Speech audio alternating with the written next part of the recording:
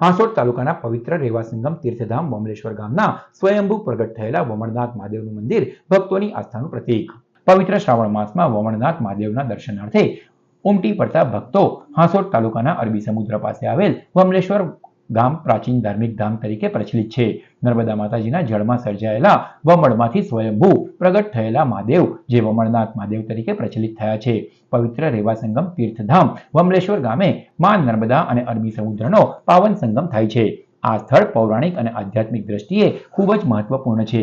વમલેશ્વર તીર્થધામનો પૌરાણિક મહિમા અપરંપાર છે।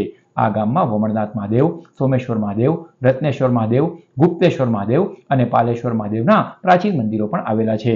સમય જતાં ગ્રામજનોએ વમણનાથ મહાદેવ મંદિરનો જીર્ણોદ્ધાર કરી તેમાં કેદારનાથ, સોમનાથ, બદ્રીનાથ, કાશી વિશ્વનાથ સહિત 12 જ્યોતિર્લિંગ પ્રસ્થાપિત કરવામાં આવ્યા છે। આ મંદિરની બાજુમાં મા નર્મદાનું પ્રાચીન મંદિર પણ આવેલું છે, ત્યારે દૂર દૂરથી ભક્તો દર્શન માટે ઉમટી પડે છે। ખાસ કરીને પવિત્ર શ્રાવણ માસમાં ભક્તોનું ઘોડાપૂર ઉમટી પડે છે અને પૂજા અર્ચના કરી પોતાની મનોકામના પૂર્ણ કરે છે। વિશેષ અહેવાલ વિનેશ પટેલ, ચેનલ નર્મદા। આપણે જે વમળનાથ મહાદેવ એ નર્મદાના જળમાંથી જે નર્મદામાંના જળમાંથી વમળ જે પડે પાણીમાં એમાંથી પ્રકટ થયેલા મહાદેવ એટલે વમળનાથ મહાદેવ કહેવાય। જ્યારે વમળમાંથી પ્રકટ થયા એ ત્યાં અમે આપણા હિન્દુ લોકો ભગવાનની સેવા પૂજા અહીંયા કરતા હતા। એ ટાઈમના જે રાજા હતા, જે ઔરંગઝેબ મુગલોના ટાઈમ પર, તો રાજાએ શિવલિંગની અંદર ભાલો મારી દીધેલો, એમાંથી લોહીની પિચકારી નીકળી હતી।